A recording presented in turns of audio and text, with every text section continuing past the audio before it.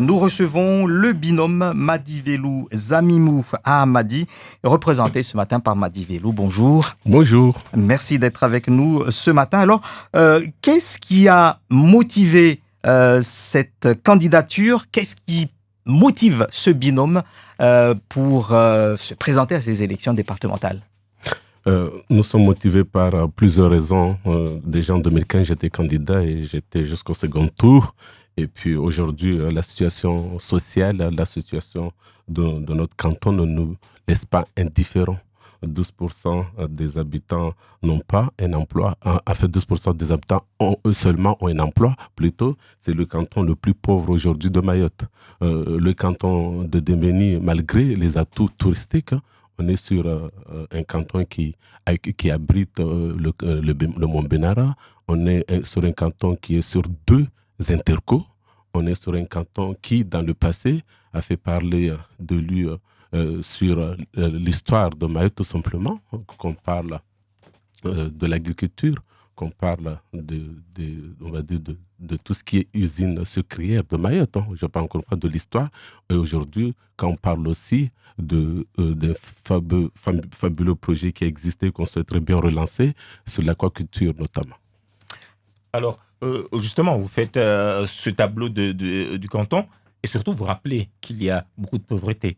Et que peut faire un conseiller départemental et sa conseillère départementale pour amener du travail à une population de canton?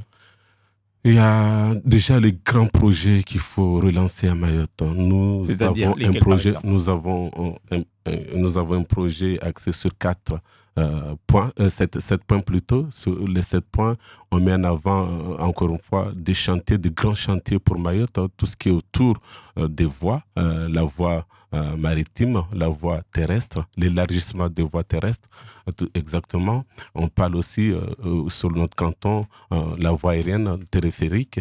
On parle aussi pour tout ce qui est, encore une fois, des travaux, des grands travaux. Et bien entendu, pour Mayotte, l'aéroport et le port de Mayotte. On parle de limite régionale, voire internationale. Il est temps de relancer les travaux et d'en faire un vrai chantier qui puisse, comme tout le monde le souhaite, accueillir et être une plateforme pour la zone océan Indien. Alors, on a aussi vanté les atouts de Mayotte sur la mer. Il y a beaucoup de choses à exploiter. Vous parlez tout à l'heure de Dembéni et l'aquaculture. Il y a la pêche qu'on peut améliorer. Oui. On a l'impression que pendant toutes ces années, Mayotte reste dans l'amateurisme dans ces domaines-là. Est-ce que, selon vous, le conseil départemental peut booster cela et comment? Le conseil départemental doit booster l'ensemble des secteurs économiques et touristiques, voire même pour le développement du territoire. La pêche, je ne sais pas si vous traversez Petite Terre, vous traversez souvent Dzaoudzi. L'école maritime est dans un état lamentable. On ne peut pas avoir une école maritime qui n'est pas en capacité aujourd'hui d'accueillir plus, on va dire des jeunes, plus de personnes qui veulent se former au métier de la mer. On ne peut pas, dans ce département, encore une fois, tourner vers le lagon, le plus beau lagon français pour moi. Et il est temps qu'on ait une vraie école maritime capable de former des moniteurs pour les kayaks, capable de former des pêcheurs qui partiront en haute mer. Et derrière tout ça, c'est aussi ce qui a été dit ces derniers mois par les affaires maritimes. On dispose aujourd'hui des moyens pour équiper les pêcheurs. On parle des fonds européens, on parle d'un accompagnement de l'État et le département derrière, encore une fois, étant responsable, puisqu'on est département région, étant responsable de cette partie formation professionnelle, formation tout court, nous allons mettre l'accent là-dessus, accompagner nos jeunes et nos frères vers les métiers de la mer. Je vous ai parlé de tout ce qui est autour des kayaks, de tout ce qui est pédalo, de tout ce qui est découverte de la mangrove. Vous savez, il y a énormément de variétés de mangroves aujourd'hui. Il suffit de créer des sentiers de randonnée maritime du côté de Dembéni, par exemple, du côté de Bandélé, et vous verrez, on arrivera à non seulement éduquer nos enfants, les aider à aller vers ce sujet qui peut développer notre sélection, l'environnement. vous avez parlé et là, on fait le lien entre l'environnement et le patrimoine. Vous avez parlé tout à l'heure des usines sucrières qui sont dans votre canton de Dembéni, notamment à Ajangois, mais il y a aussi les communes du sel, il y a aussi beaucoup de choses qui ont été faites.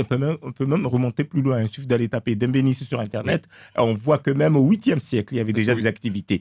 Seulement, comment faire pour mettre en valeur ce patrimoine-là? C'est encore une fois, c'est une histoire de volonté, c'est une histoire de connaissance.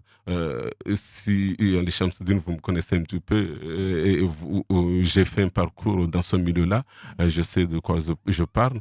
Si on parle de l'écomusée de sel, il est temps qu'on les accompagne.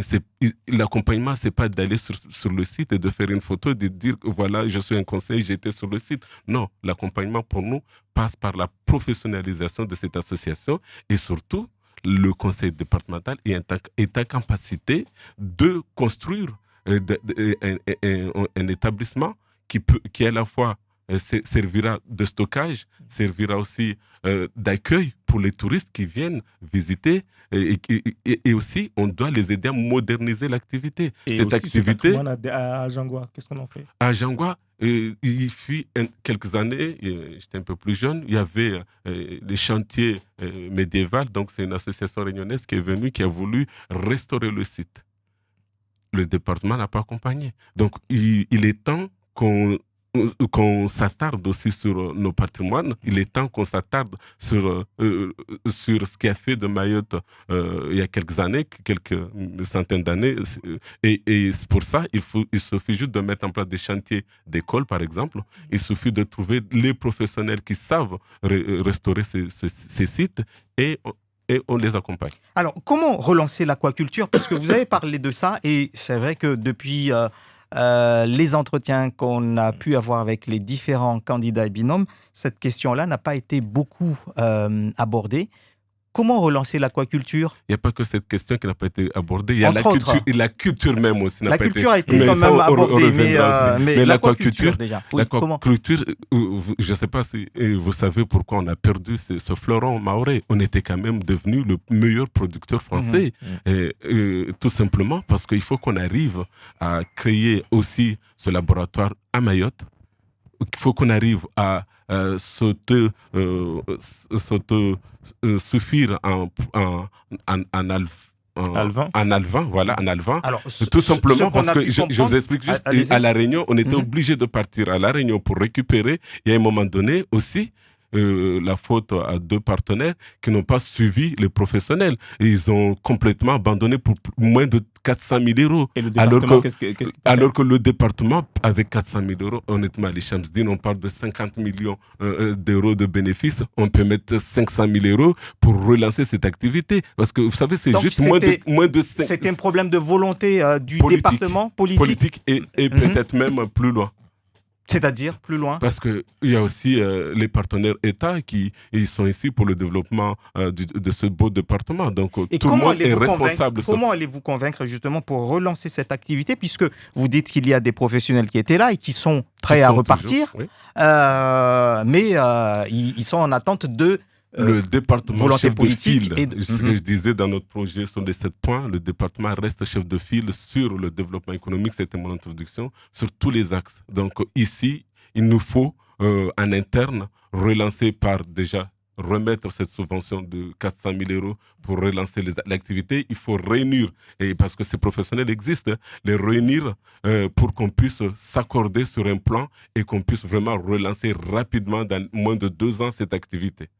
Comment Mayotte peut-elle assumer complètement sa compétence régionale dans les semaines à venir si vous êtes élu, alors que durant plusieurs années, on a parlé de ça, oui, on est région, mais on n'a pas les dotations, etc. Qu'est-ce qui pourra faire changer assez rapidement pour que cette compétence régionale puisse être complètement assumée par les conseillers que vous serez dans quelques semaines?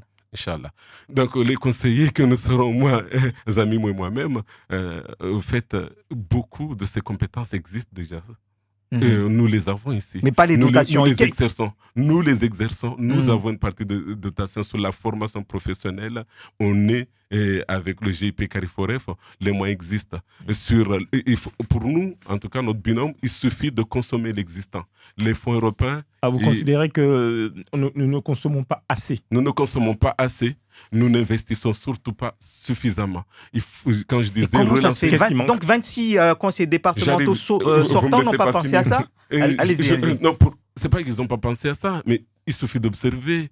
Tous les 4 matins, vous avez dit, depuis 6 ans, on parle de la même chose. On a parlé de 200 millions de dotations de rattrapage, mais il suffit de lancer des chantiers et puis après défendre derrière pour qu'on rattrape. Il vous reste une minute. Cham, vous avez une dernière question? Voilà, c'est juste pour... Vous avez commencé par l'aspect social, le problème de pauvreté, etc. Qu'est-ce que vous dites, ce qui a été fait n'est pas assez suffisant? Qu'est-ce que vous allez mettre en place à moyen terme ou court terme? Sur nos 7 points qu'on s'est développés, tout ce qui est autour de l'accompagnement, encore une fois, vers l'insertion professionnelle nous intéresse, et ça passe par la création, par exemple, du CFA. Il faut qu'on relance. Autour de la pauvreté, les moyens existent. Les moyens existent, il n'y a plus qu'à... Les moyens, vous parlez de l'argent. Je parle de l'argent. Merci 50 millions de bénéfices pour faire simple. Merci Madi Velou d'avoir été l'invité de Zakoli. Je rappelle que vous êtes en binôme avec Zamimou Ahamadi dans le canton de Dembéni.